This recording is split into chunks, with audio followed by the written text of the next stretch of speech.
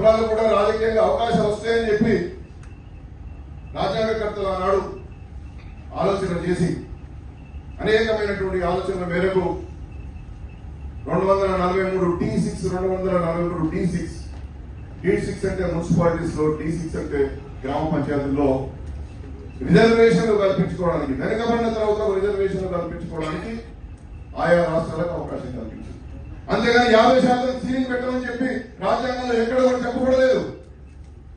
అయితే కృష్ణమూర్తి కేసు అనేటువంటిది ఒకటి కర్ణాటకకు సంబంధించి కృష్ణమూర్తి కేసులో గవర్నర్ కేజీ బాలకృష్ణ గారి యొక్క రాజ్యాంగ ధర్మాసనం ఏం చెప్తుందంటే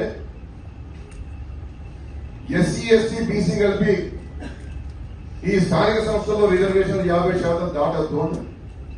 అందులో ఎస్సీలకు జనాభా ప్రకారం, ఎస్టీలకు జనాభా ప్రకారం ఇవ్వమంటారు, అది రాజ్యాంగంలో ఉన్నది. ఇక 50% వర్టికల్లో మిగిలింది బీసీలకు ఇవ్వమంటారు, అది కూడా ఒకటి ఇంటిగ్రేటెడ్ కమిషన్ చెప్పాలంటారు. అది ఎట్లా చెప్పమంటారు?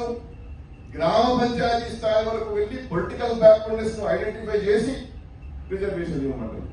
ఏం చెప్తున్నారు వీళ్ళు? అసలు రిజర్వేషన్ పెట్టమంటారు, అబద్ధంటారా? బీసీలకు రిజర్వేషన్ ఉండాలని కోరుకుంటున్నారా? అసలు వద్దని చెప్తున్నారా?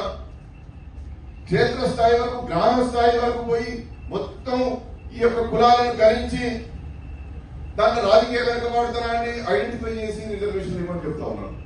కాబట్టి ఈ విధంగా చట్టాలు, ఈ విధంగా రాజ్యాంగం, ఈ విధంగా ఉన్నత న్యాయస్థానాలు మన పట్ల వహిస్తున్నటువంటి ఒక వైఖరిని మనం తప్పనిసరిగా గమనించాలి.